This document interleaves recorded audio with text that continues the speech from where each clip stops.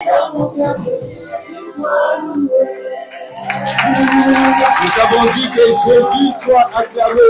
Alors est-ce que tu peux le faire mieux que ça? Mieux que ça. Oui, mieux que ça. Alors, nous allons encore augmenter mieux que ça. Mieux que ça. Mieux que ça. Alléluia. C'est lui que tu es en train d'acclamer ce jour-là. Il avait accepté de prendre ta condition, de mourir d'une mort honteuse, humiliante et rabaissante à la croix.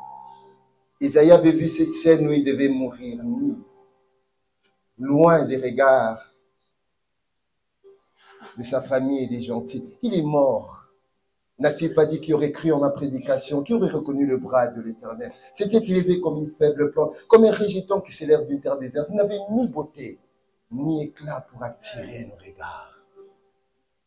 Seigneur, ce matin, nos regards sont attirés vers toi.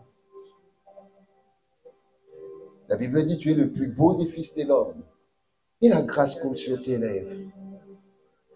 Nous sommes attirés par ton amour. Nous sommes attirés par l'éclat de ta beauté. Nous sommes attirés par ta personne. Nous sommes l'épouse attirée par l'époux. Ton amour,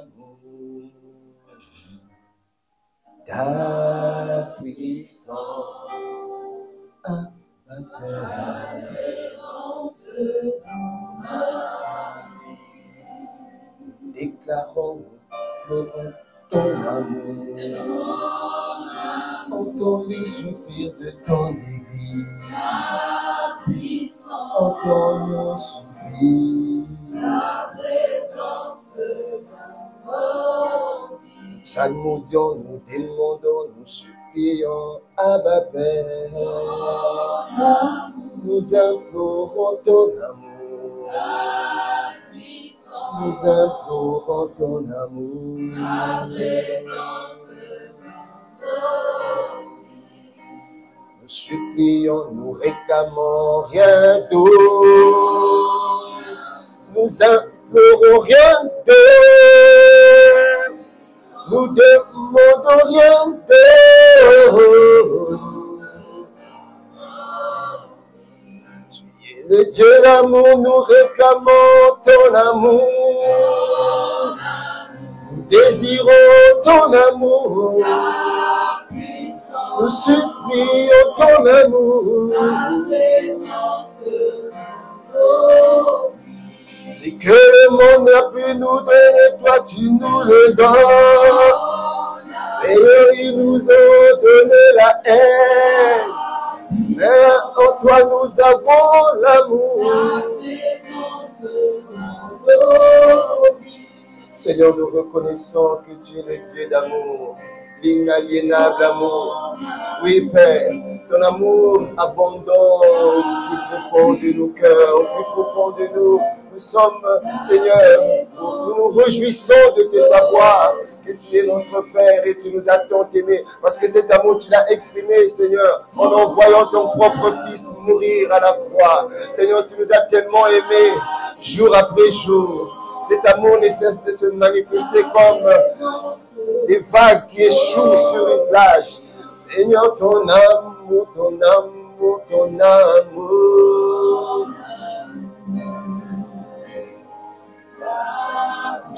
Seigneur, nous désirons ton amour.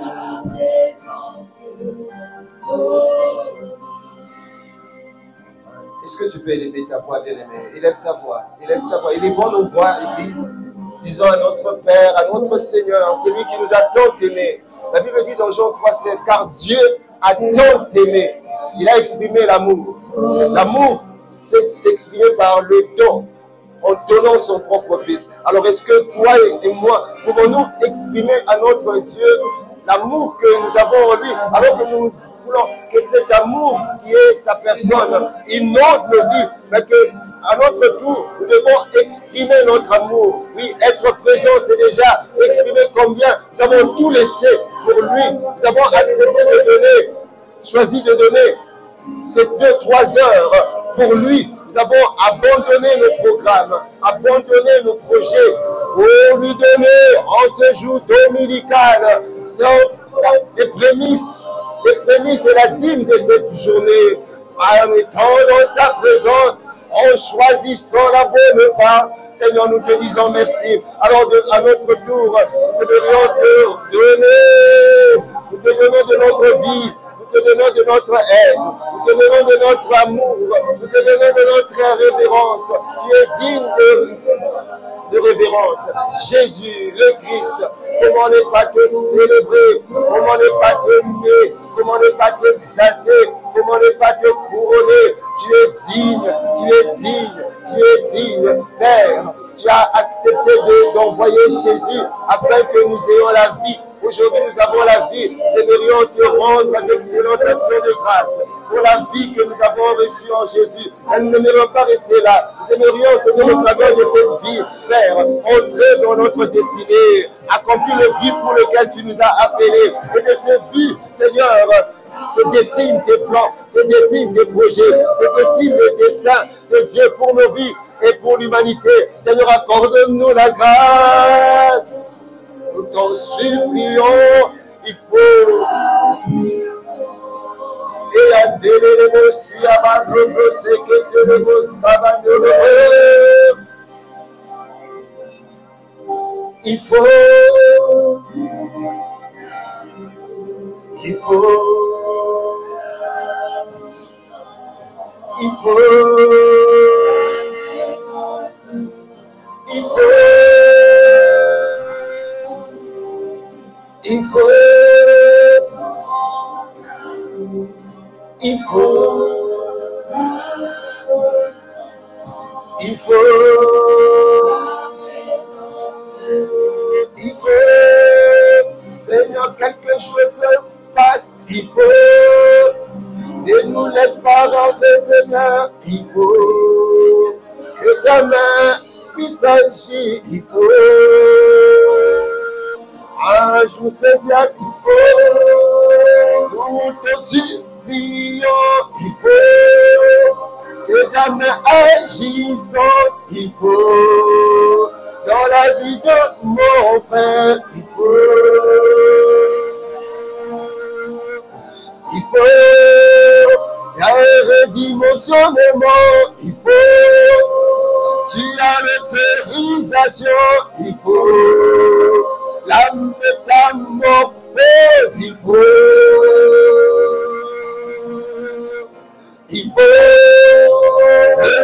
la transformation, il faut, Seigneur, pas ailleurs, il faut, Seigneur, c'est dans ta présence, il faut, nous sommes au bon endroit. Il faut, nous sommes venus nous mirer devant. Il faut le soleil brillant du matin. Seigneur, nous sommes venus nous exposer à l'irradiation des rayons venant de toi. Que tu nous envoies par ta présence, par ta puissance, par ta parole. Alors nous voulons la transformation. Parce que nous nous exposons à toi, le bronzage, nous devons broser, faire broser.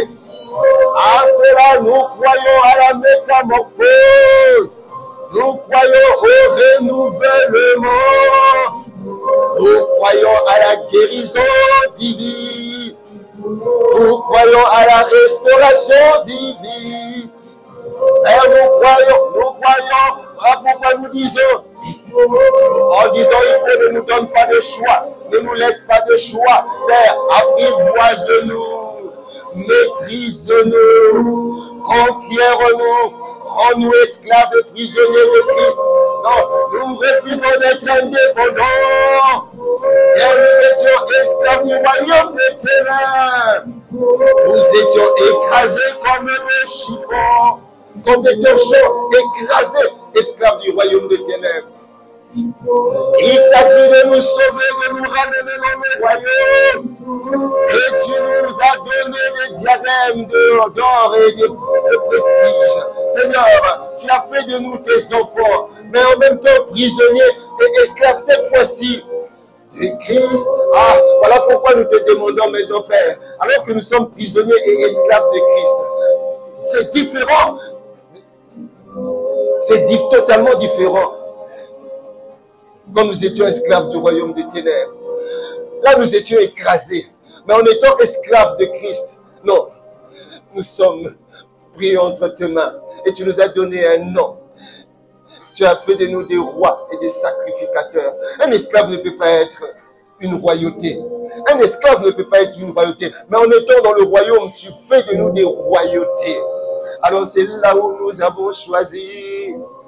Voilà pourquoi nous te disons, il faut que nous restions dans ce royaume. Quelles que soient les sollicitudes du monde. Seigneur, nous te disons merci, merci, merci pour ce que tu es en train de faire et t'as commencé. Seigneur, nous te disons merci. Abba, Abba, Père. Seigneur, nous te disons merci. Donc pas à nous, mais à toi, donne gloire à ton nom. En ce jour dominical, ce jour de sabbat, tu nous as donné et tu nous as fait grâce d'être dans ta présence. Car il est dit dans Ésaïe 66, à chaque pleine lune et à chaque sabbat, ça veut dire à chaque jour du Seigneur, que toute chair se prosternera devant ma face. Ce matin, trouve en ce peuple qui a obéi de se prosterner devant ta face, parce que c'est le jour du sabbat. Par obéissance à ta parole, Père, nous sommes là. Par obéissance à ta parole, Seigneur, nous acceptons de rester sur les lignes de respect de tes préceptes, de tes commandements et de tes ordonnances. Béni sois-tu, Père. Nous te rendons toute l'honneur et la gloire qui t'est due. Alors, Saint-Esprit, toi qui es l'enseignant par excellence, nous faisons taire notre intelligence afin que tu puisses parler. Nous soumettons à ta volonté afin que ta volonté s'exprime. Car la Bible dit, ce n'est plus nous qui vivons, mais c'est Christ qui vit. On sait que nous sommes morts. Tel que ce que tu as prévu pour la journée d'aujourd'hui soit fidèlement transmis par ta grâce. Et c'est là dans le nom de Jésus. Rends-nous ce matin comme cette femme, Lydie, qui était dans l'expectative en train d'écouter la parole de Paul. Et parce qu'elle était dans l'expectative, tu l'as géolocalisée. Elle est venue en Christ et elle a été porteuse de la flamme de l'évangile en Europe. Seigneur, fais-le pour tout un chacun de nous, afin que nous soyons des porteurs de la flamme de l'évangile dans nos familles, dans nos quartiers, dans nos cités, dans nos villes et dans cette nation. À toi seul soit honneur et gloire. Ainsi nous t'avons prié, Père, dans le nom de Jésus le Christ, nous disons Amen, Amen, Amen. Alléluia. Acclame bien pour Jésus, acclame bien pour Jésus, oui. Tu as le droit de bien acclamer pour celui qui est mort et ressuscité pour toi et pour moi, pour celui qui nous a garanti la vie éternelle. Amen. Bonjour à tous, bonjour à toutes, soyez les bienvenus dans la présence de Dieu. Avant que vous puissiez vous asseoir, bien-aimés, aidez-moi à bénir le Seigneur par nos acclamations, bien-aimés, pour les pères de la maison. Nous cesserons de lever. Je nous sommes réunis ici, c'est parce qu'il y a eu des pères qui avaient obéi à pouvoir aller.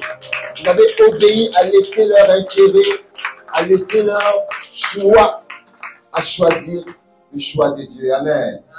Bien-aimés, toi et moi, aujourd'hui, nous aussi, nous avons décidé de choisir, nous avons décidé d'obéir. Restons attachés, restons connectés et restons surtout amoureuses de ce que Dieu leur a montré et que nous puissions y marcher derrière. Amen. Alléluia. Alors avant de t'asseoir, regarde à ta droite ou à ta gauche, salue ton frère ou ta soeur. Dis-là, tu es au bon endroit, tu es la bonne personne et réellement c'est le bon moment de recevoir la bonne part, de recevoir la parole dans la présence de Dieu. Alléluia, veuillez prendre place. Bien-aimés, soyez les bienvenus dans la présence du Seigneur dans ce jour dominical. Je suis dans la joie, bien-aimés, d'être moi également là avec vous pour partager ce moment. Est-ce que quelqu'un est dans la joie ce matin? Bon, je vois que c'est plus derrière qui sont dans la joie. À ma droite, est-ce que quelqu'un est dans la joie? Ils ne sont pas tous. À ma gauche, y a-t-il quelqu'un qui est dans la joie? Je crois qu'au milieu, il faut mieux. Y a-t-il quelqu'un qui est dans la joie au milieu? Derrière, à ma gauche, êtes-vous dans la joie d'être dans la présence de Dieu? Oh, ils sont fous. Alléluia. Mais moi, je suis dans la joie. Amen. Amen. Vous savez, être dans la présence de Dieu, c'est une grâce. C'est une véritable grâce lorsque nous sommes dans la présence de Dieu. Parce que c'est le seul endroit, comme je l'ai dit souvent, où nous pouvons recevoir ce que le monde ne peut nous donner. C'est le seul endroit où nous pouvons acquérir ce que le monde ne peut nous accorder. Mais c'est également le seul endroit où le Seigneur nous restaure. Parce qu'il est écrit dans le livre de Psaume 19 que la loi de l'Éternel est parfaite car elle restaure l'âme. Et c'est dans la présence de Dieu que nous venons recevoir. Et ses préceptes, et ses lois, et ses commandements. C'est là où nous venons acquérir la connaissance qui nous permet de ne pas être ignorants. Parce qu'il est écrit, mon peuple périt parce qu'il lui manque la connaissance. Cette connaissance, bien aimée, ce n'est pas la connaissance que nous avons forcément dans nos cursus universitaires ou scolaires. C'est la connaissance de la parole. Amen. Alors, aujourd'hui, c'est le dimanche 29. Le dimanche dernier, bien aimé, nous avons commencé un thème dont le titre était « La cellule de maison, un lieu où tu apprends à persévérer en Christ et à être inébranlable ». C'était ça notre thème du dimanche dernier. Et aujourd'hui, nous allons continuer. Voilà pourquoi j'ai préféré commencer à donner le thème pour vous dire que c'est la partie 2 de notre thème du dimanche dernier. Et le dimanche dernier, lorsque nous avons introduit ce thème des cellules de maison, si vous avez remarqué, depuis un certain moment, nous sommes restés sur la série et nous continuerons des cellules de maison, autrement dit des familles d'impact ou encore des églises de maison. Et une piqûre de rappel rapidement de ce qui a été dit le dimanche passé pour ceux qui étaient absents. Voilà pourquoi il ne faut pas être absent. Et on avait pris comme référence le livre des Actes 2, verset 42. C'est donc il est écrit dans « Il persévérait ». Les « il » là, c'était l'Église. Il persévérait dans l'enseignement des apôtres, dans la communion fraternelle, dans la fraction de pain et dans les prières. Et le dimanche dernier, nous avons vu les deux premières attitudes qu'avait l'Église primitive. C'était ils étaient en train de persévérer dans l'enseignement des apôtres. Et 2, nous avons également vu qu'ils persévéraient dans la communion fraternelle.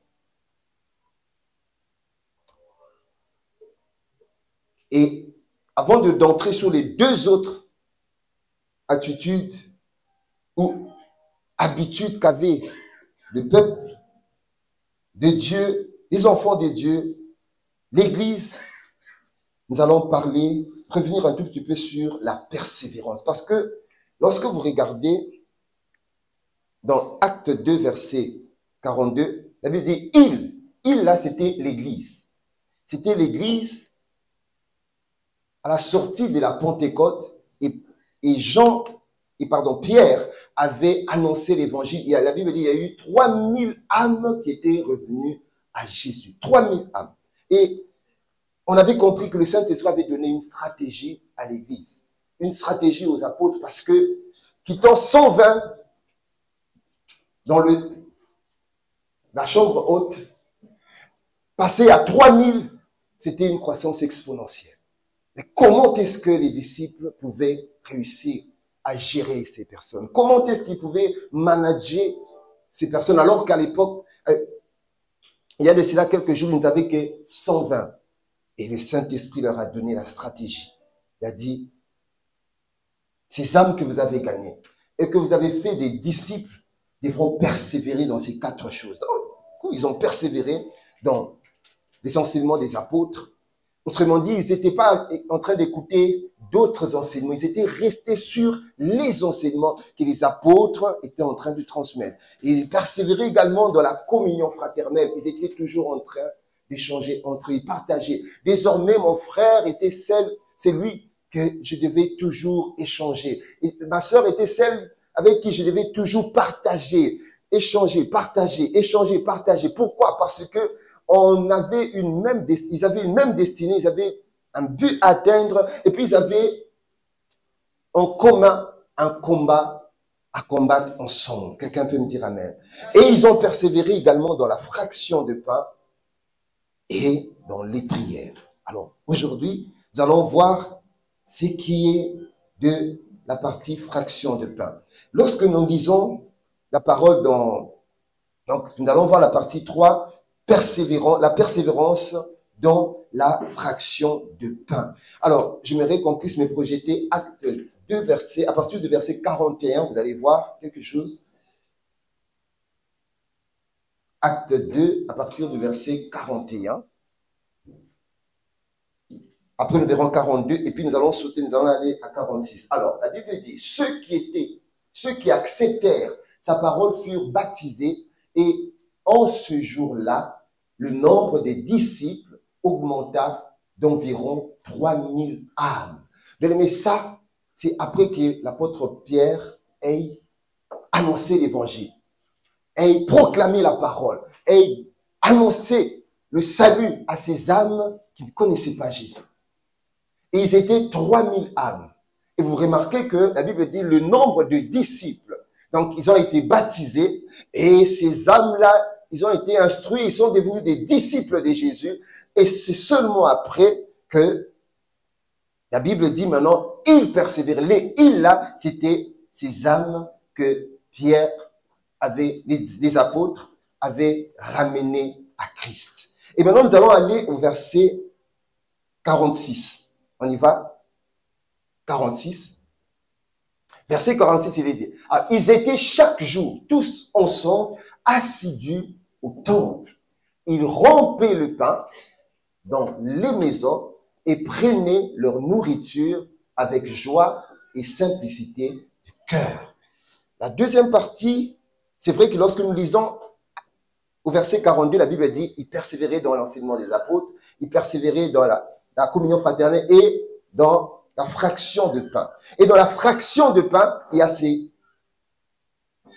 Revenez. Dans la fraction de pain, on remarque bien qu'ils rompaient le pain dans les maisons et donc ils faisaient 2 choses. Ils rompaient le pain dans les maisons et ils prenaient leur nourriture avec joie et simplicité de cœur. Donc, lorsque nous parlerons de la persévérance dans la fraction de pain, il y a 2 choses que je vais mettre en exergue là. S'il y a la partie rompre les pains dans les maisons, et puis prendre le repas, prendre la nourriture ensemble. Mais rompre le pain, c'était l'expression de la Sainte Seine. Quelqu'un peut me dire Sainte Seine? Sainte Seine. Alors, j'ai pas entendu Sainte Seine.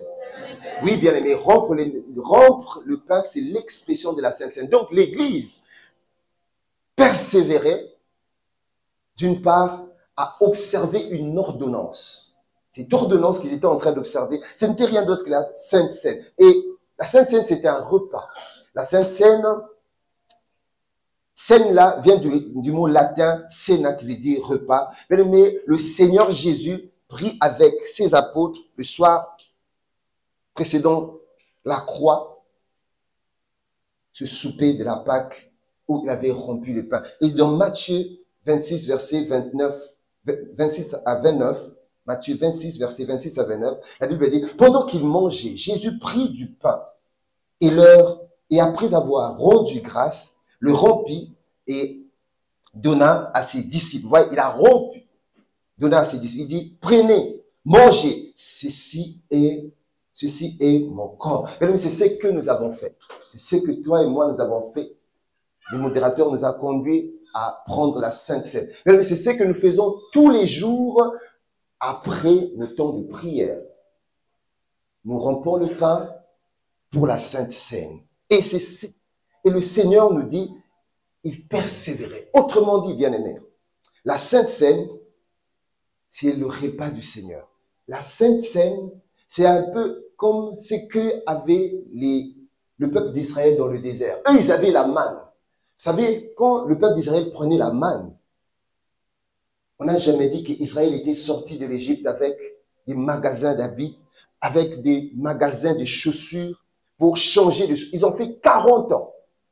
Je voudrais vraiment attirer l'attention de quelqu'un qui n'a jamais respecté de prendre la Sainte Seine, ou bien qui minimise, ou bien qui ne prend pas la valeur de ce repas que nous sommes en train de prendre. Et depuis un certain moment, les 40 jours de jeûne et prière, nous le prenons quasiment tous les jours. C'est vrai que tous les dimanches, nous le prenons, mais là, nous sommes en train de le prendre tous les jours. Par rapport à quelque chose qui était arrivé. Rappelez-vous, si nous sommes en train de prendre la Sainte Seine tous les jours, si nous sommes en train de persévérer à rompre le pain, c'est parce qu'il y a eu quelque chose. Et cette chose-là qui nous amène à pouvoir rompre le pain, c'est ce qui s'était passé. Je crois que l'apôtre Ivan l'avait dit, et c'est ce qui nous amène à 40 jours de jeûne et de prière. Il ne faut pas y négliger, c'est que le monde a été un peu floué. Le monde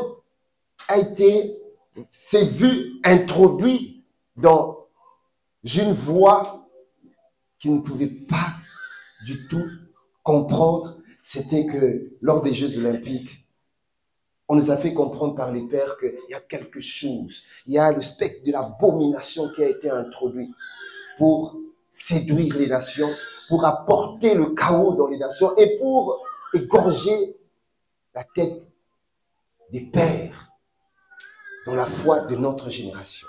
Alors le Seigneur a inspiré les pères pour dire, tenez-vous à la brèche dans la prière. Mais typiquement, ce qui se passe aujourd'hui, ce que nous sommes en train de faire est biblique. C'est vrai que je n'ai pas mis les versets, mais c'était à l'époque de Mardochée. Mardochée, Aman avait comploté pour détruire tout un peuple. Si vous êtes attentif dans l'histoire et dans les actualités, vous apprendrez qu'il y a un homme politique, un ancien homme politique avait dit, ce qui s'est passé aura des conséquences dans les 10 prochaines années. Dieu merci que le Seigneur nous a révélé cela. À l'époque, Mardochée et Esther étaient comme nos pères spirituels aujourd'hui. Le peuple d'Israël ne savait pas qu'il y avait un complot qui était en train de se tramer. Il y avait une conspiration d'un homme qui avait tout préparé pour détruire tout un peuple.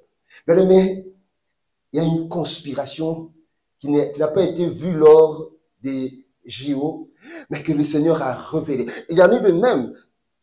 Cette conspiration de Haman, Dieu l'avait révélée à Mardochée. Et Mardochée est allé voir Esther, il a dit, Esther, tu es reine, mais regarde ce qui est en train de se tramer pour tuer. Ça serait un génocide sur le peuple d'Israël. Et qu'est-ce qu'ils ont fait?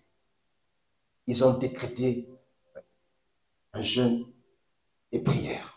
Comme aujourd'hui, bien-aimés, nous sommes en plein jeûne et prière. Pourquoi ils sont en train de dire ça?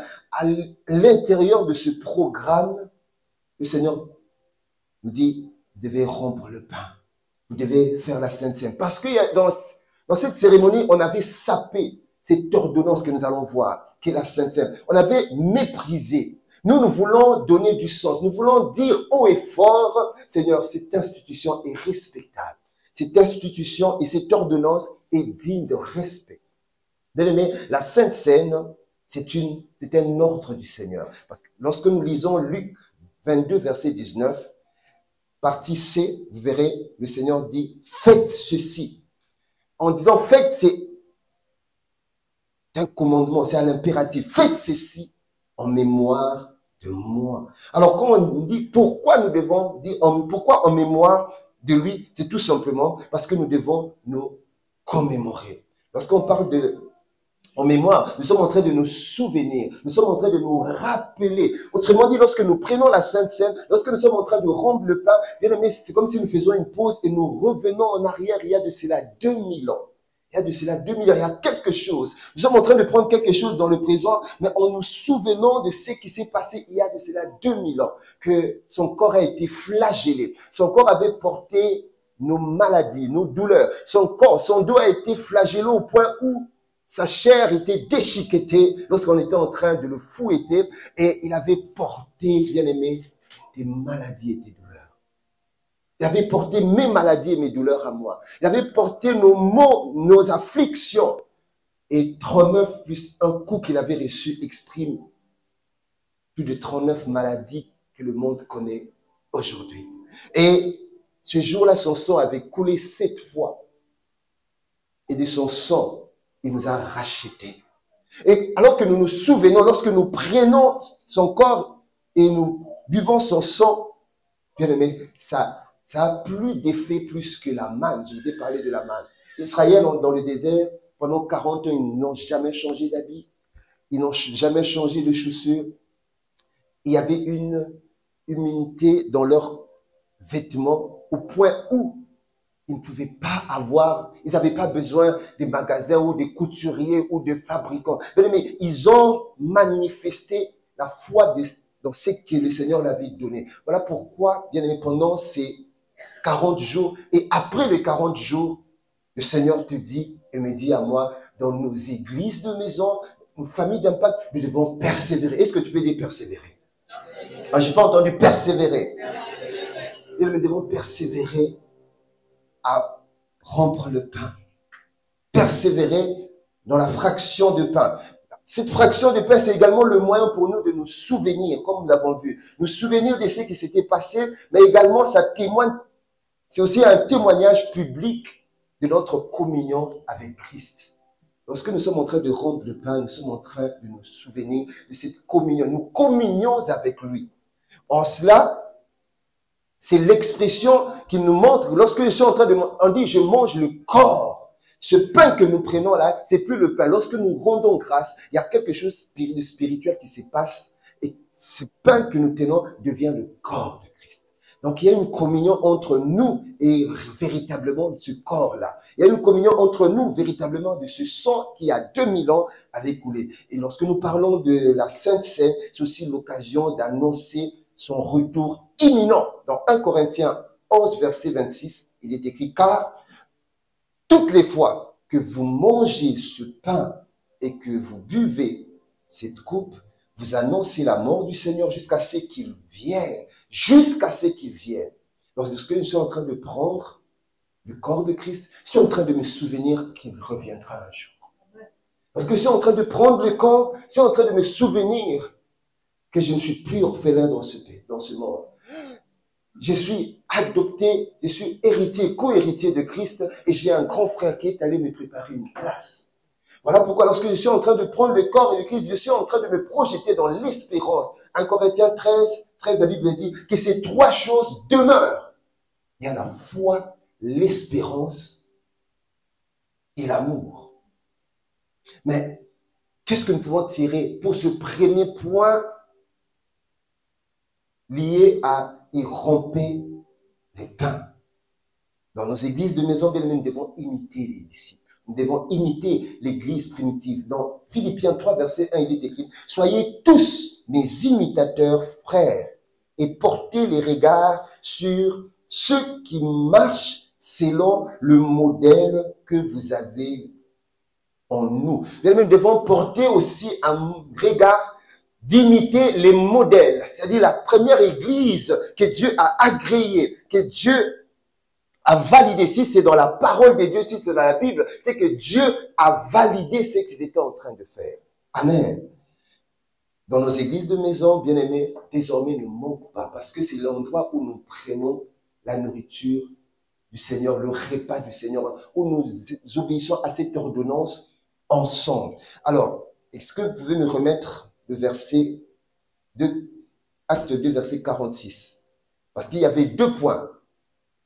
Lorsque nous lisons acte 2, verset 42, on dit, l'Église, il persévérait dans l'enseignement des apôtres, dans la communion fraternelle et dans la fraction de pain. Et dans le verset 46, nous voyons que dans la partie fraction de pain, ils étaient chaque jour tous ensemble assidus dans le au temple et il rompait le pain dans les maisons. C'est ce que nous sommes en train de faire dans nos maisons, dans nos églises de maison, où je t'invite, bien-aimé, à pouvoir t'y rendre, parce que tu as une réponse à la question que se pose un frère. Tu as une solution à une question qui est en train de se poser, un problème que quelqu'un est en train d'avoir dans cette église de maison. Voilà pourquoi il est important. J'aime bien le dire, si Ananias n'était pas parti dans la maison où se trouvait Saul, bien aimé, le salut peut-être n'aurait pas rencontré les gentils, c'est-à-dire les non-juifs, les païens. Mais heureusement, Ananias avait obéi. Bien aimé, Dieu te demande aujourd'hui d'obéir. Le Seigneur veut que chacun de nous, que nous puissions localiser un lieu où nos églises de maison se trouvent. Forcément, nous sommes en train de travailler pour que nous ayons nos églises de maison à pas plus de 5 minutes de chez toi. Aujourd'hui, nous avons commencé avec 3 églises de maison depuis le mois de janvier. Aujourd'hui, nous sommes à 17 et nous aimerions que d'ici la fin de l'année, que nous puissions dépasser les 30 églises de maison. Amen. Ah, j'ai pas entendu ton amen. Amen. Et pour cela, nous avons besoin de toi. Pour cela, nous avons besoin de toi, bien-aimé. D'ouvrir ta maison. Si tu ouvres ta maison, il y a une promesse. Il y a quelque chose que Dieu réserve. Vous savez, quand vous lisez la parole, vous verrez que Obed-Édom est celui qui avait accepté que la parole de Dieu, l'arche de Dieu, habite dans sa maison.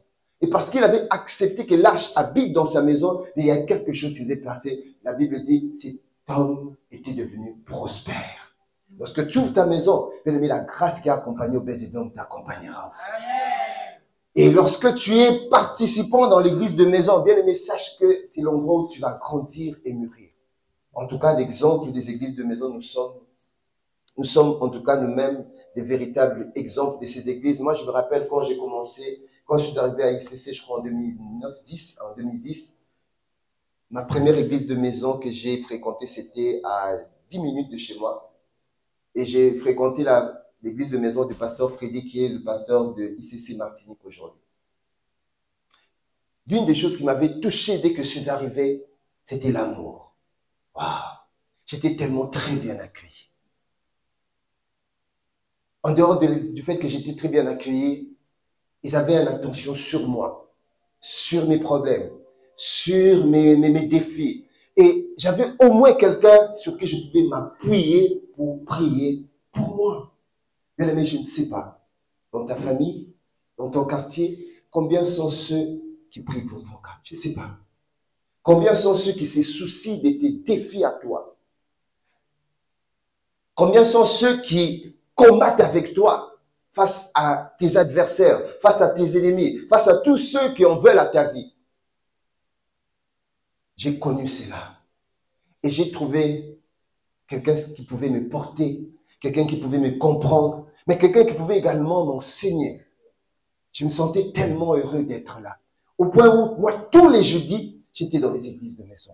Et je prenais plaisir parce que, en dehors de ma famille biologique que je ne rencontrais, que je ne voyais pas tous les jours, mais je savais que le jeudi, je rencontrerais un frère. Vous savez, de lundi à jeudi, je ne sais pas qu'est-ce qui peut se passer, mais arrivé le jeudi, il y a forcément quelque chose qui pourra être transmis. La chose qui pourra être transmise, c'est peut-être contraire à ce que tu as reçu le dimanche. Pardon, c'est que tu as reçu le lundi au travail, dans ta famille, ou je ne sais où, dans ton quartier. Mais il y a forcément quelque chose. Et la chose qui te sera transmise, c'est la parole. La chose qui te sera transmise, c'est l'amour. La chose qui te sera transmise, bien aimé, c'est le partage également du repas ensemble. Et je me rappelle qu'on avait l'habitude de manger également ensemble. Et c'est cette deuxième partie. Et ils prenaient leur repas. Mais prendre le repas, ça ne se prend pas comme faisant de la bouffe entre amis. Non, non, non. Là, nous sommes tout autour d'une table. Chacun de nous apporte quelque chose et nous mangeons. C'est bien, mais l'expression de manger ensemble, c'est très fort. C'est que j'accepte l'autre. Vous savez, quand tu n'acceptes pas une personne, tu n'aimerais pas manger avec lui. Quand tu n'acceptes pas une personne, ou bien tu es loin d'une personne, tu n'accepteras pas de communier avec lui au travers le repas. Mais le repas est quelque chose qui unit. Le repas est quelque chose qui nous amène à ce que j'appelle agape. Agape, c'est le partage d'amour de Dieu au travers le repas. Vous savez, il est écrit dans Actes 2, verset 46. Oui, c'est ce verset que nous étions en train de lire. Alors, à l'époque de l'église primitive, vous pouvez me mettre ce verset, à l'époque de l'église primitive, bien aimée, ils avaient l'habitude de ramener tous ensemble et puis le partager, mais ils partageaient également le repas. Nous avons vu, ils étaient en train d'observer l'institution, l'ordonnance divine, la Sainte Seine, mais ils étaient en train en même temps de manger ensemble. Alors, ils étaient assidus. Parce que la Bible dit, ils étaient assidus. En disant assidus, c'est-à-dire, ils étaient tout le temps là. Ils étaient tout le temps là. Ils étaient tout le temps là, bien aimé. Le Seigneur aimerait te dire que tu dois également être tout le temps là. Le Seigneur aimerait te dire que tu dois vraiment être tout le temps là. On n'entendait pas dire, ah ben oui, non, tu sais, j'ai pas le temps. Ça, c'est notre jargon aujourd'hui. Mon frère, pourquoi on t'a pas vu dans l'église de maison? Non, j'avais pas le temps. Pourquoi on t'a pas vu le matin? Non, je n'étais pas prêt. Pourquoi on t'a pas vu le matin? Mais je viendrai, on procrastine, je viendrai le jeudi prochain. Mais eux, ils n'avaient pas ça. Non seulement à leur époque, ils n'avaient pas de voiture, ils n'avaient pas de train, mais la Bible dit, ils étaient assidus. Vous savez, lorsque Dieu dit, ils étaient assidus, tous ensemble, assidus dans le temple et dans les maisons. Bien aimé, cela veut dire, Dieu ne ment pas. La parole de Dieu dit la vérité. C'est qu'ils étaient réellement là. Seigneur, accorde-nous la grâce. Que nous soyons également là et non là-bas. Bien aimé, lorsque nous sommes là, c'est comme Marie qui était au pied de Jésus. La Bible dit qu'il avait trouvé la bonne part.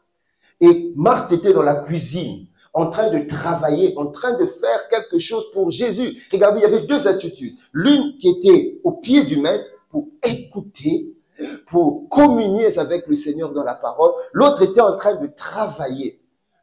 Mais il y a eu deux paroles pour les deux. Celle qui était au pied du maître, en train d'écouter Marie, Jésus a dit, tu as choisi la bonne part. Mais j'aimerais que tu choisisses également la bonne part. J'aimerais que demain, dans les églises de maison, que tu puisses être à l'endroit qui s'appelle la bonne part. Mais Marthe qui était là-bas, Marie était là, au pied du maître, Marthe était là-bas. Et là-bas, Marthe était en train de travailler. Et il a interpellé, Jésus a dit, mais Seigneur, mais moi je suis en train de préparer pour toi. Mais regarde ma sœur, elle n'est pas en train de faire ce travail pour toi, de préparer comme je suis en train de...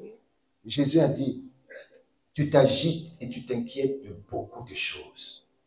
Alors, ah bon? Seigneur, en quoi cette femme qui est en train de préparer pour toi, tu qualifies ça d'agitation et d'inquiétude? Mais des fois, lorsque nous sommes hors la bonne part, hors la présence de Dieu, hors l'endroit où la vie est en train d'être annoncée, bien aimé, c'est beaucoup d'agitation et hors des choses. Seigneur, accorde-nous la grâce. Nous n'irons pas être comme Marthe qui s'inquiétait et qui s'agitait. L'inquiétude ne peut pas être dans la présence de Dieu. L'agitation ne peut pas être dans la présence de Dieu. Nous avons choisi d'être à cet endroit qui est dit la bonne part. Seigneur, aie compassion. Alors, parce que Marie avait choisi la bonne part, le Seigneur aimerait que toi et moi également, pendant ce 40 jours, que nous puissions nous redimensionner. Quelqu'un peut dire redimensionner? Alors, j'ai pas entendu redimensionner. Le redimensionnement que le Seigneur veut aujourd'hui, c'est que tu puisses changer d'habitude. Hier, tu n'avais pas d'habitude d'aller et aujourd'hui, tu dois prendre ces habitudes-là. Je ne sais pas si on est en train de comprendre la chose, la vérité, la réalité de ce qui est en train de se passer dans tout ce qu'on est en train de dire. Parce que nous sommes entrés dans un air, dans une saison où les temps sont devenus difficiles. Et j'aimerais interpeller les parents qui sont là. Très, très important. Aujourd'hui, nous avons une église des maisons des jeunes. Amen. Nous avons une église des maisons des jeunes pour encadrer également nos jeunes. Ils sont, leur saison à eux, j'étais en train d'analyser. Un jour, j'étais chez moi à la maison. J'ai regardé l'âge de mes enfants, l'âge de mes adultes à l'église. Je me suis dit, j'ai regardé dans le rétroviseur à cet âge-là, pendant cette période où j'étais en train de vivre, et j'ai comparé avec le monde d'aujourd'hui. Bien-aimé, le monde d'aujourd'hui est trop agité. Le monde d'aujourd'hui est beaucoup plus pourri que le monde d'hier. Et comment est-ce que nous pouvons encadrer nos enfants qui vont devenir des personnes qui vont être propulsées demain? Comment est-ce que nous ferons pour que les valeurs que nous avons eues aujourd'hui, qui nous permettent de nous protéger contre l'abomination, contre des vertus, de l'occultisme, de la sorcellerie, de la magie et autres, et qui nous permet, nous, de garder notre foi, notre persévérance et notre engagement à l'évangile de la paix, comment ferons-nous pour que nos enfants puissent également avoir ces mêmes vertus? Bien-aimés, nous ne pouvons pas nous tromper. Nos enfants, si nous les laissons choisir ce qu'eux-mêmes veulent choisir, bien-aimés, ça souffle tellement fort que beaucoup risquent de faire des mauvais choix. Et Dieu a dit, j'ai mis devant toi, Israël, le bien et le mal. Dieu a proposé, choisis le bien. Mais ne laisse pas tes enfants se déambuler et choisir eux-mêmes. Ils ont devant eux le bien. Le bien, c'est là où tu vas. C'est dans les églises de maison où tu vas. C'est dans les valeurs que tu as choisies. Le bien, c'est dans le service que tu es en train de servir Dieu. Le bien, c'est à pouvoir marcher dans la voie du Seigneur, quelles que soient les ondes de turbulence que tu vis aujourd'hui. Mais en même temps, pour eux, il y a aussi le mal. Tout ce qui est en train de se passer aujourd'hui, tout ce qui est abominable, tout ce qui est changement de mœurs, tout ce qui est des vertus compliquées. Alors, il faut que tu sois là pour leur dire, les enfants, voilà ce que vous devez choisir. Parce que Dieu nous a dit, j'ai mis devant vous le bien et le mal, et il a dit, il ne nous a pas laissé choisir, il nous a proposé, parce que nous avons le libre arbitre de choisir. Nous ne sommes pas des robots. Dieu nous laisse choisir, mais il nous propose quand même, choisis le bien. Bien-aimé, tu dois également, à tes enfants, te dire, mes enfants, voilà là où je vous amène. Mes enfants, voilà les bonnes vertus. Je sais que dehors, dans les réseaux sociaux, dans tout ça, sur Internet et tout, il y a tout ce qui est compliqué et mauvais aujourd'hui. Mais il n'y a pas seulement ce qui est mauvais, il y a aussi du bien. Mais il y a tellement beaucoup de choses qui peuvent dérouter la jeunesse et les enfants. Mais tu dois toujours te choisir le bien. Mais le bien que tu dis à l'enfant choisir et que nous disons à nos jeunes aujourd'hui de choisir, ce bien-là, c'est de pouvoir vous attacher à Dieu. C'est de pouvoir vous dire que vous avez une plateforme également des jeunes, appelée une famille d'impact des jeunes, où vous allez vous retrouver, où vous allez échanger, où vous allez partager, où vous allez vous challenger, où vous allez vous supporter, vous porter, où vous allez vous conseiller. Mais vous avez également des aînés qui sont là pour vous accompagner. Alors, cette dernière attitude que l'Église était en train d'appliquer jour après jour, c'était la persévérance dans la prière. Amen. Amen. Dans Acte 2, verset 42, la Bible dit, il persévérait dans les prières. Bien-aimés, lorsque nous parlons de prière, nous sommes une église qui prie. L'ICC est une église réellement qui prie. Et parce que nous sommes une église qui prie, il y a beaucoup de choses à dire. Les disciples persévéraient également dans la prière. Pourquoi? Et nous allons le voir. Ils savaient que la prière, c'était, comme nous le disons, pour ceux qui ont fait les formations 201, la prière est la respiration de la nouvelle création, l'oxygène de notre corps spirituel. Mais la prière est ce que les disciples avaient compris, qui les approchait du Seigneur. La prière était ce canal-là pour eux de se connecter au Créateur. Dans Hébreux 11, verset 6, il est écrit, il faut que celui qui s'approche de Dieu croit que Dieu existe.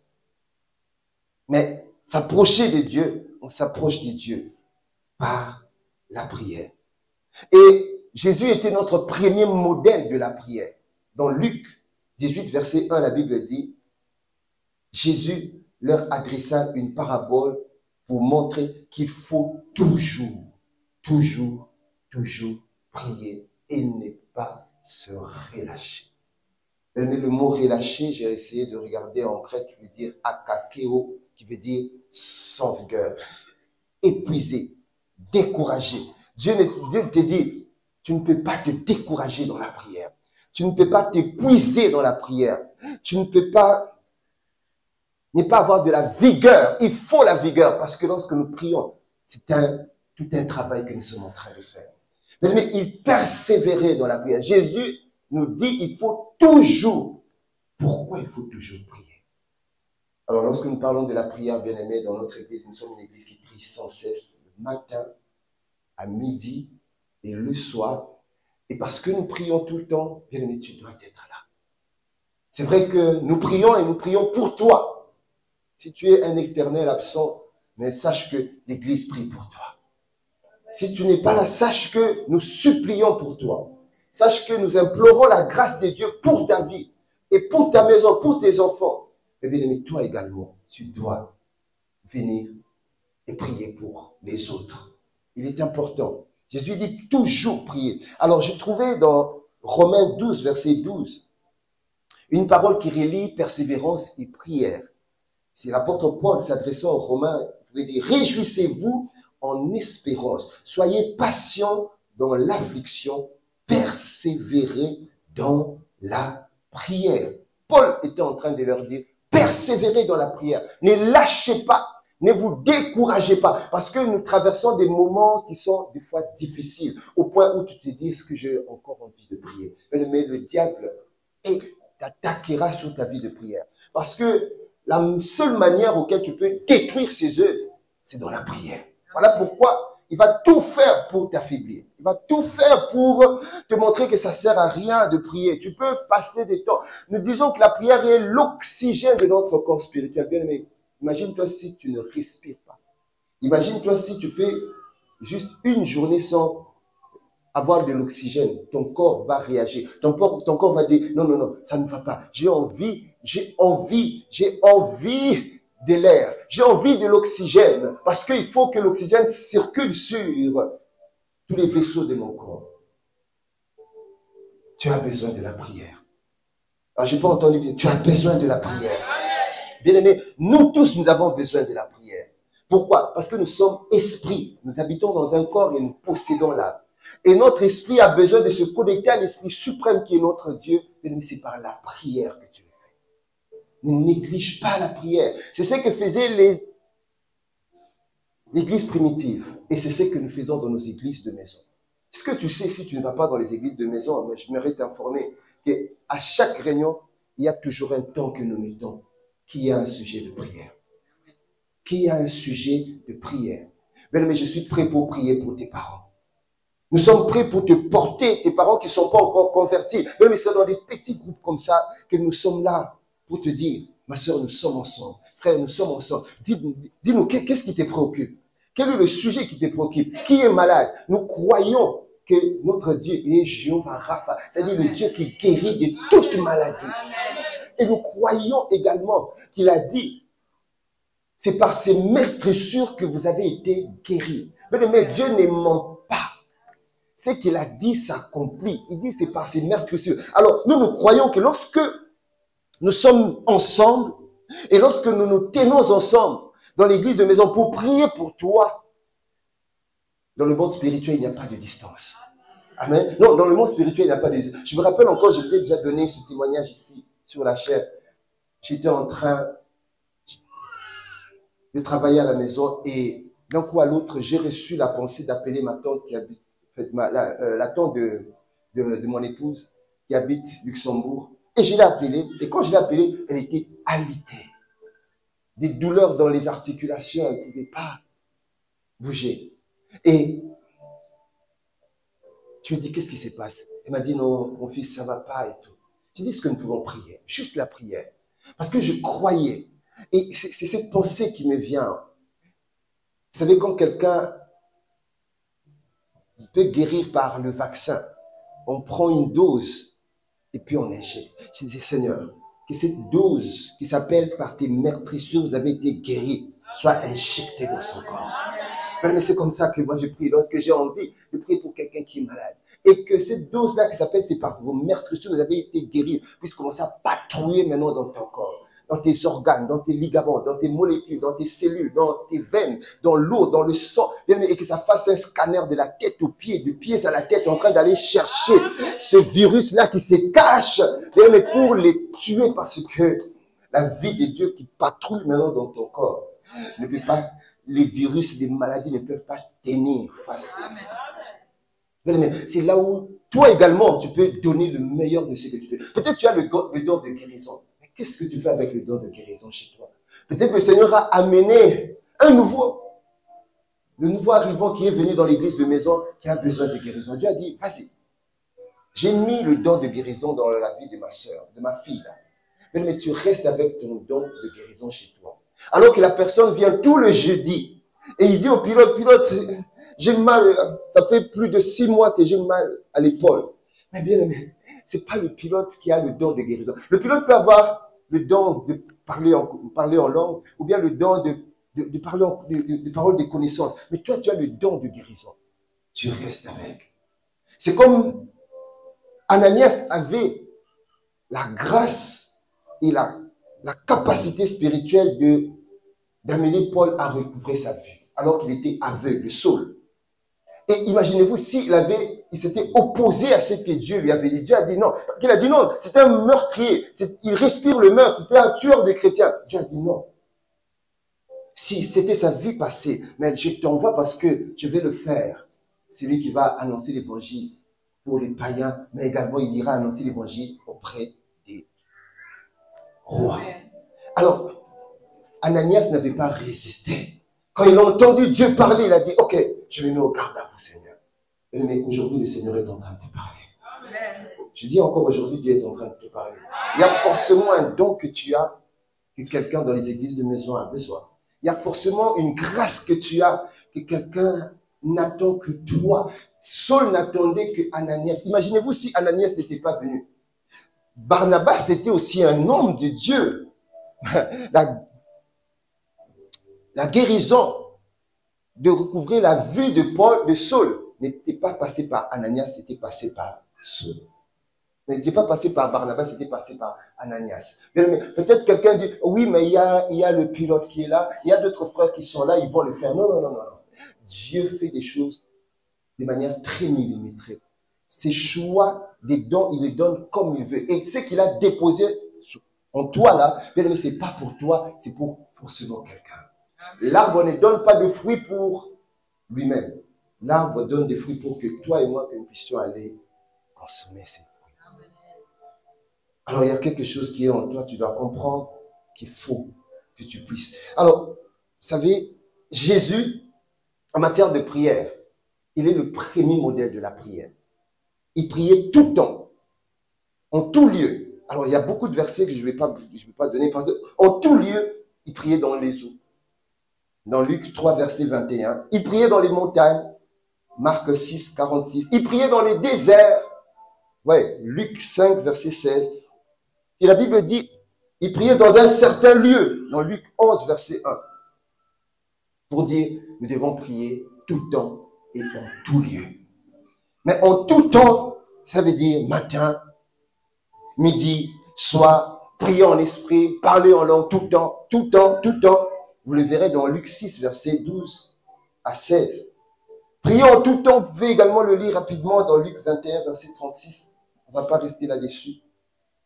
C'est juste pour vous montrer que Dieu veut que nous puissions prier en tout lieu et en tout temps. Et en tout lieu, c'est où? Dans nos églises de maison, parce qu'il est question des cellules de maison, où nous devons persévérer dans la prière. Persévérer, bien aimé, dans la prière. En préparant ce message en tout temps, je vois dans Daniel 6, verset 10, comment est-ce que Daniel, la Bible dit, lorsque je sus que le décret était écrit, il se retira de sa maison où les fenêtres de la chambre supérieure étaient ouvertes dans la direction de Jérusalem et 3 fois le jour, il mettait ses genoux, il se mettait à genoux, il priait et il louait son Dieu comme il le faisait auparavant. Donc, il avait l'habitude déjà de le faire. Et lorsque la situation est arrivée où il était question, il était défié de pouvoir se prosterner devant la statuette du roi, non, il a dit non. Et il est entré, il a commencé à prier. Mais c'est prier tout le temps. On peut le voir également avec David. Dans Psaume 55, verset 17, il est écrit, le soir, le matin et à midi. J'aime bien ce verset. Le soir, le matin et à midi. Écoutez, David dit, j'ai soupiré, j'ai gémi et il entendra ma voix. David était en train de prier, il était en train de soupirer, il était en train de gémir, bien aimé, et Dieu avait entendu sa voix. Alors pourquoi l'église primitive priait-il sans cesse? Alors, on doit quand même se poser la question. Pourquoi eux, ils persévéraient dans la prière? Parce que Jésus nous dit, nous devons prier sans cesse et ne pas nous relâcher. Pourquoi l'église primitive priait sans cesse? Alors on va voir, les apôtres avaient compris ça. Ils étaient en train de prier sans cesse parce qu'il y avait quelque chose, quelque part où Dieu dit, je bâtirai mon église. Aujourd'hui, nous sommes en train de bâtir des églises de maison. Amen. Nous sommes en train de bâtir des églises. Et quelque part, aussitôt, regarde, tu peux bâtir ton hôtel, tu peux bâtir ton restaurant, tu peux construire, je ne sais quoi, ton association, tu peux... Jamais la suite de la construction que tu es en train de faire s'égalera à ce que le Seigneur nous a révélé lorsque l'église est en train d'être bâtie. Il a dit, je bâtirai mon église. Aussitôt, la Bible a dit, et les portes des séjours de mort ne prévaudront point contre l'église. Mais lorsque nous sommes en train de bâtir, lorsque nous sommes en train d'ouvrir les églises de maison, aussitôt l'enfer connaît que dans le quartier où nous sommes en train de bâtir les églises, aussitôt l'enfer ouvre les portes. Les portes de quoi? Du séjour de mort. Pourquoi? Parce qu'aujourd'hui, le diable a anesthésié un tout petit peu la plupart, quelque part des enfants de Dieu, mais encore des incroyants, pour dire, bon, le mot église, la plupart ne veulent même plus sentir. Dis à ton ami ou à ton voisin, bon, qu'on puisse partir faire des courses, tu le verras venir. Qu'on puisse partir visiter, ou bien faire des visites touristiques. Bien aimé, ils iront. Mais quand tu dis, viens, que nous allons dans la maison du Seigneur, ça ne sonne plus comme ça pouvait sonner auparavant. Pourquoi? Parce que le diable veut empêcher les gens d'entrer dans le lieu où ils peuvent avoir la vie. Alors, en empêchant, il y aura tout ce qu'il y aura, il va mettre tout ce qu'il va mettre comme ruse, afin que, par cette ruse, que les hommes ne puissent pas être dans une ambassade où ils peuvent avoir le visa pour aller au ciel. Que les hommes ne puissent pas être à un endroit où ils peuvent manger la bonne nourriture pour grandir et mûrir spirituellement. Parce que quand tu ne grandis pas, tu ne mûris pas spirituellement, bien aimé, ce qui s'est passé, c'est que lorsque la tempête viendra, lorsque le vent viendra, tu seras emporté. Seigneur, accorde-nous la grâce. Alors, l'expression porte du séjour de mort, me désigne d'une part l'accès ouvert aux œuvres de ténèbres, des mauvais esprits. Ça exprime également tout ce qui est occultisme. Ça exprime, bien aimé, tout ce qui est fausse doctrine. Et que l'enfer ouvre afin de faire de sorte que les âmes ne puissent pas être attachées, demeurer dans la présence de Dieu. Alors, pourquoi maintenant c'est important que nous, membres de l'Église, et dans nos églises de maison, puissions prier ensemble? C'est très important. C'est important que nous soyons non seulement ensemble, mais que nous prions ensemble dans nos églises de maison. Donc, je vais te montrer l'importance de prier ensemble. Des fois, tu es absent, tu ne sais pas ce que tu es en train de rater. Tu te contentes des fois de tes propres prières en étant absent. Tu dis, pasteur, je prie. Dernièrement, j'ai échangé avec une sœur, j'ai dit, ma sœur, tu dois rejoindre la famille de Dieu dans les églises de maison. Oh, pasteur, c'est vrai que je n'ai pas le temps, mais je prie déjà. Ne t'inquiète pas. J'ai l'habitude de prier, je lis la Bible, je prie. Moi, je dis, ok. Mais il y a une chose, bien aimé. Il y a des combats que tu ne pourras pas combattre seul. Alors, j'ai dit, il y a des combats que tu ne pourras pas combattre seul. Ta propre prière ne suffira pas. Amen. Prier ensemble dans des églises de maison, dans des cellules de maison, c'est un lieu où tu peux être guéri.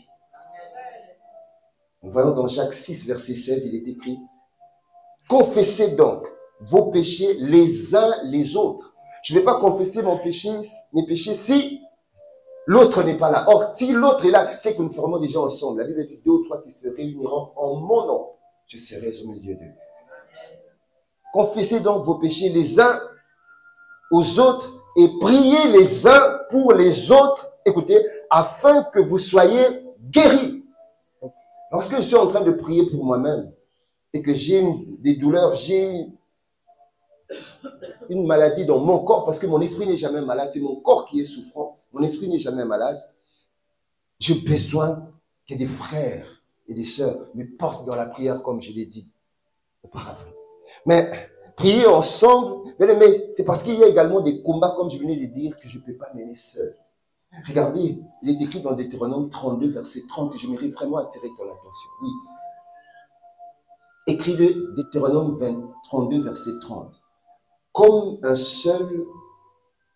seul en poursuivrait-il 1000 et 2 en mettrait-il 10 000 en fuite si leur rocher les avait vendus, si l'Éternel les avait livrés. Bien aimé, la Bible dit, je l'ai dit, je crois il y a 2 dimanches passés, 1 fait fuir 1000 et 2 fait fuir 10 000. Je ne sais pas combien d'ennemis qui sont en train de te suivre, combien d'ennemis qui sont en train d'en vouloir à ta vie, à la vie de ta famille. Et toi, tu es en train de combattre ça. Pasteur, je suis en train de combattre. Bien aimé, viens t'associer. Si dans ton église de maison, vous êtes déjà 6, écoute-moi maintenant. Si toi, à toi seul, tu peux faire fuir 1000, la deuxième personne dans ton église de maison, ça fera 10 000. La troisième personne, ça fait 100 000. La quatrième personne, ça fera 1 million. Cinquième, 10 millions. Sixième, 100 millions qui vont fuir. Alors, tu te rends compte, entre 100 millions d'ennemis. Alors, ces ennemis-là qu'on fait fuir, ce sont des esprits. Ils sont nombreux. Regardez, sur le démoniaque de Gadaré, il y avait plus de 6 000 démons. Dans son corps, 6 000. Donc, il est important que tu comprennes que, déjà, si tu es avec ton frère, par rapport à tes batailles à toi, il y a 6 000 qui peuvent fuir. Il y a 10 000 qui peuvent fuir. Mais il est aussi important de comprendre l'importance de l'association dans la prière. Regardez l'exemple de Pierre, dans Acte 12, verset 5 et verset 7. La Bible dit, Pierre donc était gardé dans la prison et l'Église n'est cessé d'adresser pour lui des prières à Dieu. Mais Pierre était plus spirituel que toi. Alors j'aimerais te dire, Pierre était plus spirituel que toi. Pierre, il a fait des miracles. La Bible dit, son ombre était en train de guérir. Lorsqu'à un certain moment, j'étais en train d'étudier la parole, je dis, mais Seigneur, pourquoi l'ombre de Pierre ne pouvait pas juste à côté de la porte où il était enfermé, briser les cadenas et puis que Pierre puisse partir? Parce qu'il faisait des miracles. C'est Pierre qui a dit à Aîné, Jésus t'a guéri. Et aussitôt, pas Aîné s'est levé. Il était paralytique. Pierre a fait des coups. Mais ce jour-là, et forcément, c'était un homme de prière. Et je crois que Pierre était en train de prier également en prison. Mais à un certain moment, quand vous lisez l'histoire de Pierre, la Bible dit qu'il s'était même assoupi. Mais c'était un homme de prière. Mais Pierre avait besoin de la prière de l'Église. Parce que la Bible dit, l'Église était en train de prier. Mais cessez d'adresser pour lui de prière. Mais alors, pourquoi tu te prives de la prière de l'Église pour toi? Pourquoi tu te prives de la grâce que tu peux avoir, que tout un peuple, dans l'arithmétique exponentielle que je t'ai donnée, 1 tue 1000, 2, 1 fait fuir 1000, 2, 10 000, 3. Donc, si tu es dans une église de maison, forcément, le nombre des frères qui sont là, calcule maintenant en exponentiel, comme je viens de le dire, combien vont fuir? Combien vont fuir de tes ennemis? Donc, bien aimé, désormais, n'était fou. Désormais, ne te prive pas. Dis à ton voisin, ne te prive plus de la prière de l'ensemble. Ne te prive plus de la prière de l'église. Ne te prive plus de la prière de ceux qui sont prêts à te porter. Mais je vais vous donner un deuxième exemple, l'exemple de Paul. La Bible dit, Paul était lapidé, trouvé pour mort dans Acte 14, verset 19 à 20. Alors, survint d'Antioche et d'Icône des Juifs qui gagnèrent la foule et qui, après avoir lapidé Paul, le traînèrent hors de la ville, pensant qu'il était mort. Mais, quelqu'un peut me dire mais. Alors, j'ai pas entendu mais. Les disciples l'ayant entouré. Ils n'ont pas juste entouré Paul comme ça, Pierre comme ça, et puis c'est fini. Non, non, non. C'est sûr que lorsqu'ils l'ont entouré, Rakatabasa, Rimante Sobra, Rabota Kayaba, Remotu Basita Kayanda. Mais ils n'étaient pas seuls. La Bible dit les disciples. Je ne sais pas, est-ce qu'ils étaient 20, ils étaient 15, ils étaient 10. La Bible dit les disciples l'entourèrent. Mais qu'est-ce que tu attends pour que les disciples dans les églises de maison t'entourent aussi? Je ne sais pas quel est ton problème. Paul, c'était un homme spirituel également. En étudiant encore ce verset, je me disais, mais cet homme était spirituel. Il a fait beaucoup de miracles. Lapidé, trouvé pour mort, il pouvait dire, Seigneur, de l'intérieur, il pouvait dire, Seigneur, parce que tu es mon Dieu, tu es mon Jéhovah Rapha. Patrouille maintenant à l'intérieur de moi. Et paf, il se réveille. Il se lève. Non. La Bible dit, les disciples. Ouais, il avait même Pierre, comme Paul, ils avaient besoin des autres. Mais qui es-tu pour ne pas avoir besoin des autres? Pourquoi tu es en train de retarder certaines choses que les autres ont la capacité d'apporter des solutions à tes problèmes? Par quoi? Par la prière. Et le dernier exemple, c'est rapidement, c'était l'exemple de l'écroulement des murs de Jéricho dans Josué 6, versets 3 à 5. Et je vais juste lire la partie 5b. Quand ils sonnèrent de la corne retentissante et quand vous entendrez le son de la trompette, tout le peuple poussera des grands cris. Alors, la muraille de la ville s'écroulera. Bien-aimé, le peuple avait crié. C'était pas Josué lui-même qui, en se promenant le long des murailles de Jéricho, il a crié. Non, la Bible dit le peuple. Qui dit le peuple, c'était toute une masse de gens. Même Josué avait besoin du peuple.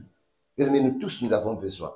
Sans exception, nous avons besoin du peuple. Nous avons besoin de nos frères. Nous avons besoin de nos sœurs. Bien-aimé, c'est également le lieu où nous pouvons prier pour le salut de nos vies. Seul, tu peux prier. Mais il est important que nous soyons en groupe pour prier pour le salut de nos vies. Jérémie 29, verset 7. Recherchez le bien de la ville où je vous ai mené en captivité et priez l'Éternel en sa faveur. Quelqu'un peut dire en sa faveur? En sa faveur. Parce que votre bonheur dépend du sien. Bien-aimé, il est important que dans la ville où nous sommes, dans les territoires où Dieu nous a établis, et dans la cité où le quartier où se trouve notre église de maison, bien-aimé, que nous puissions prier. La Bible dit, recherchez le bien. Lorsque nous sommes dans nos quartiers, bien-aimé, sache que des dizaines de bonnes aventures sont en train de lancer des sortilèges, d'accidents, d'incidents, des catastrophes, des calamités, des fléaux, des bactéries. Parce que dans le livre d'Ésaïe, la Bible dit de jour, il y a des flèches de contagion qui sont lancées. Et de nuit, des flèches de la peste. Derrière des contagions, il y a tout ce que je viens de citer. Derrière des pestes, il y a toutes les contaminations. Des fois, on se lève le matin, tu n'as pas prié, tu es sorti comme ça. Mais ça pullule dans l'atmosphère là. Voilà pourquoi il est important que nous puissions dépolluer l'atmosphère spirituelle de nos vies. Il est important que nous puissions dépolluer l'atmosphère de nos territoires. Par la prière, par le sang de Jésus, par le nom puissant de Jésus. Dieu nous a donné des armes pour le faire. Et pour ça, nos villes ont besoin de nous. Nos villes ont besoin de nous. Nos villes sont séquestrées spirituellement par ces entités démoniaques qui en veulent et qui veulent voir le chaos dans les quartiers. Des fois, tu es dans ton quartier, tu vois, oh non, il y a eu tel incident, il y a eu tel décès, il y a eu tel accident. Mais vous ne savez pas que l'enfer est en train de travailler sur l'atmosphère de la vie. Mais nous sommes des gendarmes de l'humanité. Mais nous sommes des soldats. La Bible dit, sentinelle, sentinelle, que dis-tu de la nuit? Mais la nuit qui plane dans nos quartiers, là où nous avons nos églises de maison. Heureusement, Dieu t'a établi, Dieu m'a établi pour apporter la réponse que nos quartiers sont en train de soupirer. Car la Bible dit la création attend avec un ardent désir. Nos quartiers sont tellement martyrisés, ils attendent où sont les successeurs de Christ. Ils ont vu quand Jésus était sur la terre, Jésus a fait sa part. Il a détruit les œuvres des ténèbres. Il a apporté la vie. Il a guéri des gens. Bien aimé, dans nos quartiers, il y a des œuvres des ténèbres qui doivent être détruites. Je veux entendre un amen. Dans nos quartiers, il y a des âmes qui doivent être guéries. Dans nos quartiers, il y a, c'est bien aimé, des personnes qui ont besoin des solutions, d'être sauvées, mais également des solutions de pouvoir sortir de la dépression. Des solutions de quitter l'oppression spirituelle. Bien aimé, c'est l'Église qui a la réponse. Alors, il y a la grande Église que nous sommes là, mais il y a également des petites églises, nos églises de maison. Et nos petites églises, les églises de maison, ont besoin de toi. Amen.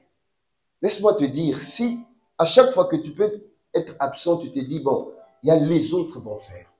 À chaque fois que tu peux ne pas être là, tu te dis, les autres vont agir, vont réagir. Mais sache qu'il y a une grâce particulière qui est en toi, qui est attachée à ton appel. Peut-être que tu ne l'as pas encore vu. Peut-être que tu n'as pas encore commencé à vivre. Mais je vais te donner un exemple.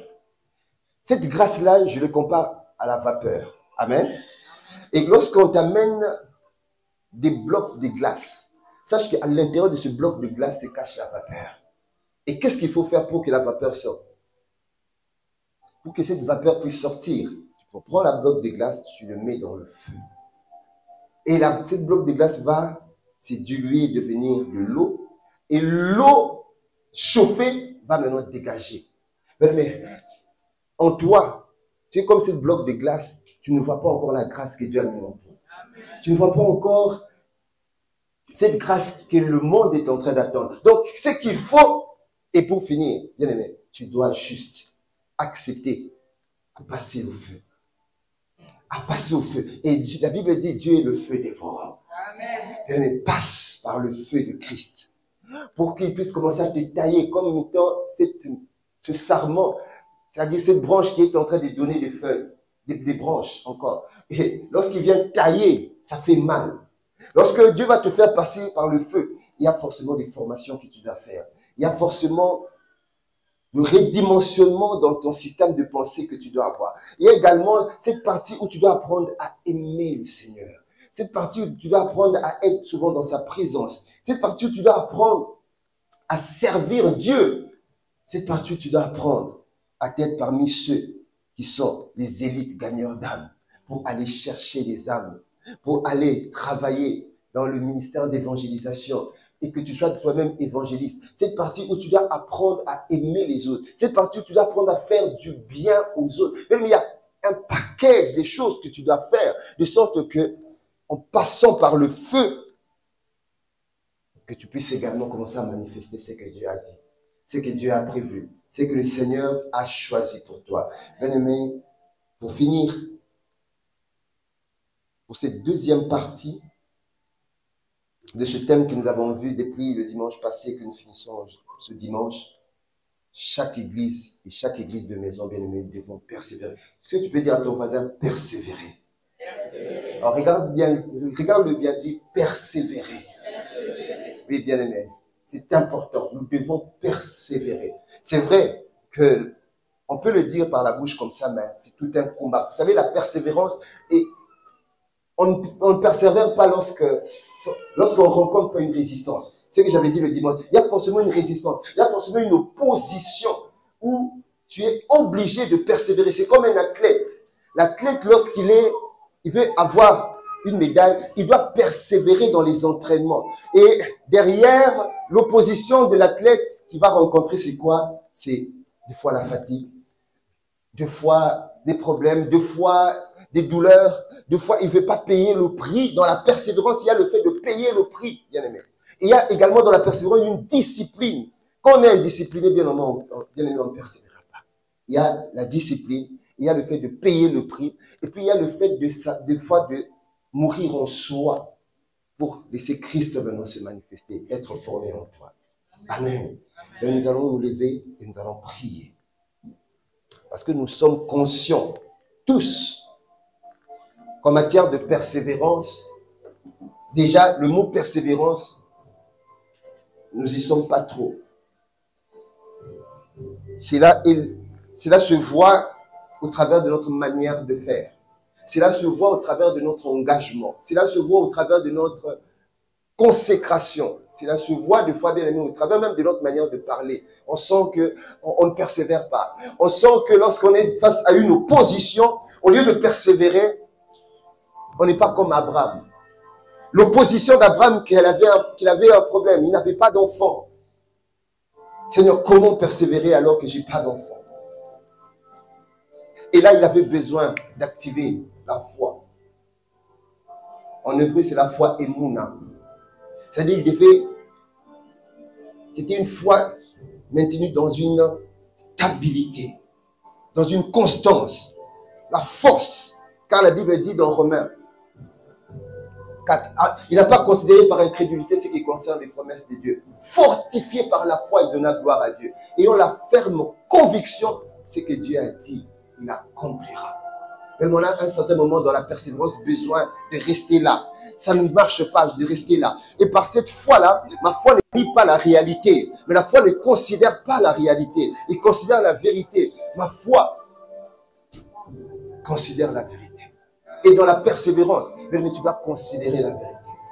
Dans la persévérance, dans l'enseignement des apôtres, on s'est quand même des fois tenté d'écouter d'autres choses que les enseignements des apôtres. Mais la Bible ne dit pas que l'Église écoutait n'importe quoi. Les enseignements des apôtres.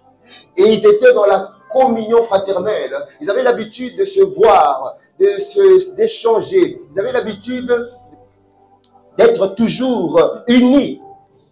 Mais ne soyons pas désunis. Parce que l'unité est l'expression de la persévérance que le Seigneur nous demande. Parce que le diable vient pour égorger, détruire et dérober. C'est lui qui divise. Mais dans le royaume, Dieu nous unit toujours. Il persévérait dans la fraction de pain. Bien-aimé, l'habitude de prendre la Sainte Seine doit être établie. Alors, si tu n'as pas encore fait les formations, tu n'as pas encore été baptisé par immersion, il faut vite le faire pour ne pas rater cette nourriture qui va immuniser ton corps, ton être, immuniser tout ce qui est à toi. Parce que ce corps a une durée de vie et il va rencontrer des intempéries, il va rencontrer certaines choses dans le monde qui peut raccourcir son délai de séjour sur terre. Mais il persévérait également en mangeant ensemble, en partageant le repas, dans l'agape, l'amour fraternel. Bien aimé, nous devons manger ensemble. Et ça s'est fait dans les églises de maison. Et nous le faisons souvent dans l'église, une fois par mois, nous prenons toujours, voilà pourquoi vous voyez, nous prenons toujours le temps de manger ensemble, une fois par mois, à la fin du mois. Et il persévérait dans les prières. Tu n'es pas aussi fort que Pierre. Tu n'es pas aussi puissant et fort spirituellement que Paul. Mais ces deux personnes ont eu besoin de la prière des autres. Alors désormais, bien-aimé, aligne-toi. Aligne-toi. Seigneur, nous te disons merci. Nous reconnaissons, sans pour autant nous tromper par des faux raisonnements, et pour la plupart d'entre nous, que ces paroles sont vraies. Moi, le premier, dans la persévérance. Persévérance aux enseignements des apôtres. C'est-à-dire, des fois, nous allons manger ailleurs, alors que tu nous as donné la nourriture dans la maison, une bonne nourriture. Insuffisance de persévérance dans la communion fraternelle, on nous voit rarement. On n'est souvent pas là.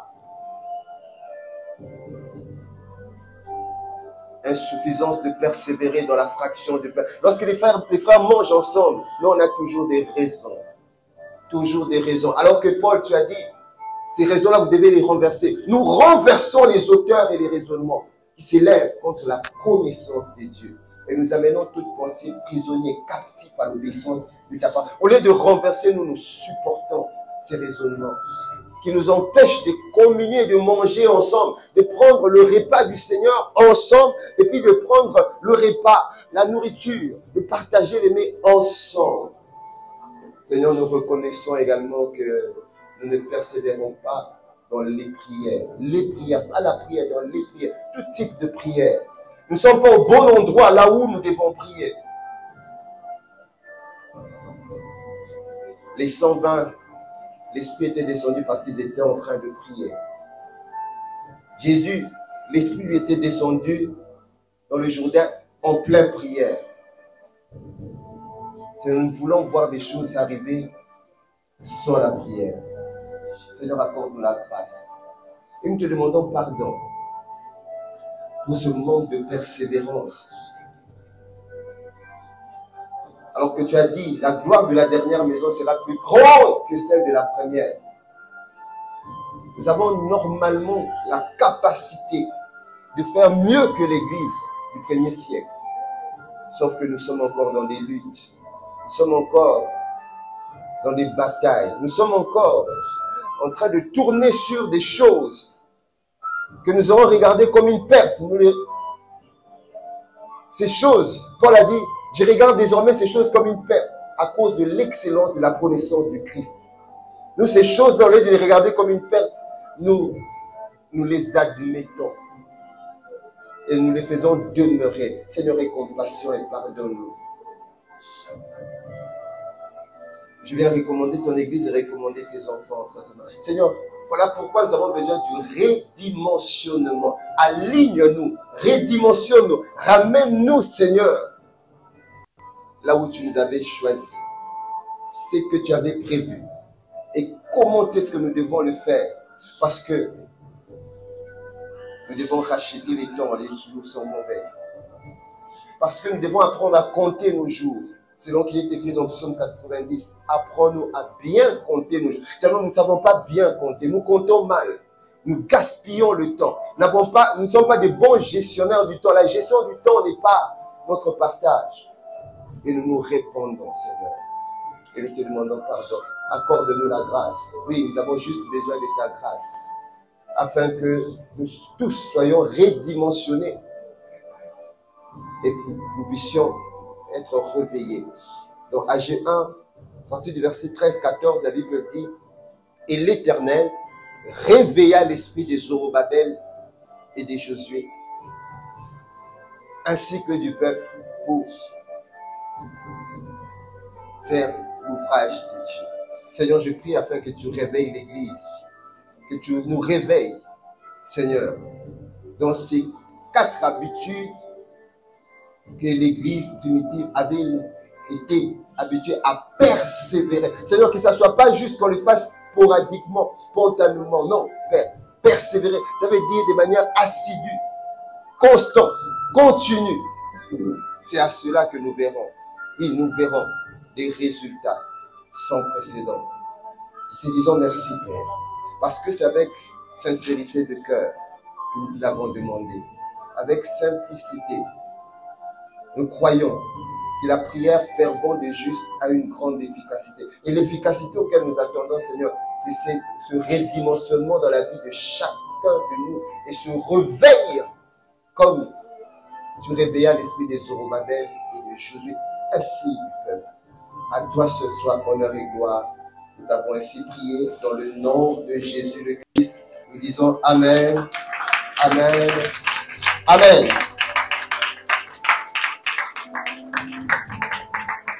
Alors, je voudrais, avant de laisser la parole au modérateur, juste vous dire que j'aurais besoin de vous donner dans 10 minutes, j'ai une parole pour l'Église, 10 minutes à la fin.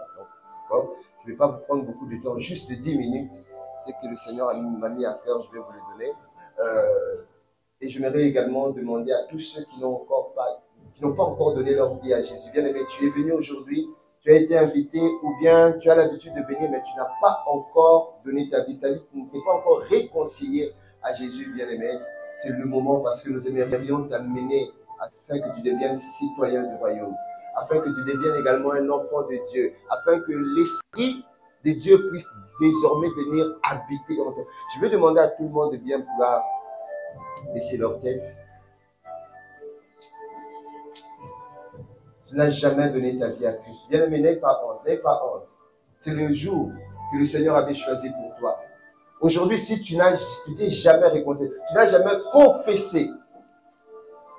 Parce que la Bible dit dans Romains, si tu confesses que Jésus-Christ est, on ne t'a jamais fait confesser par la prière du salut, c'est ton jour. Le Seigneur se souvient de toi. Dieu ne t'a pas ramené ici par hasard. C'est parce qu'il y a un but. Et ce but-là, c'était que tu naisses de nouveau, que tu entres dans le royaume. vas juste élever ta main. Nous allons t'accompagner, bien-aimé. N'aie pas honte, n'aie pas honte, n'aie pas... Nous sommes là pour toi. Notre but serait que si tu dois quitter la terre aujourd'hui, que tu puisses retrouver le Seigneur dans les cieux, au paradis. Comme Étienne est parti très jeune. Et la Bible dit Jésus se leva pour venir le chercher. Mais je sais que tu quitteras la terre à l'heure, l'année et la période et la saison auquel Dieu a choisi que tu puisses quitter. Mais maintenant là, la Bible dit si vous entendez ma voix, n'endurcissez pas vos cœurs. Dieu a besoin de toi. Le Seigneur te tend la main, bien-aimé. Dieu te tend la main. Le Seigneur te tend la main. Il a besoin de toi. Il a besoin que tu puisses devenir son enfant. Que tu puisses quitter d'être seulement une créature, mais que tu puisses devenir enfant de Dieu. Alléluia.